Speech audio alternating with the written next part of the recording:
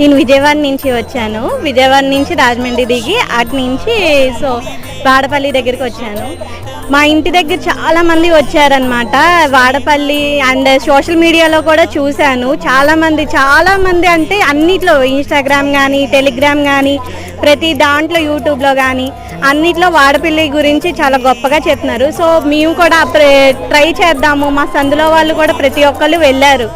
So మేము కూడా try చేద్దాం, ఖచ్చితంగా మా కోరికలు నెరవేరుతాయి అని చెప్పేసి అందరూ అంటున్నారు. అందుకని మేము కూడా వచ్చాము. ఇది 2వ వారం మేము వచ్చేసరికి. ఇది 2వ వారం. ఇక్కడ మాకు జనాలు మాత్రం చాలామంది ఉన్నారు. దూరం నుంచి వచ్చేవాళ్ళు పొద్దున్న రావడం కన్నా మధ్యాహ్నం రావడం బెటర్ అని చెప్తాను నేనైతే.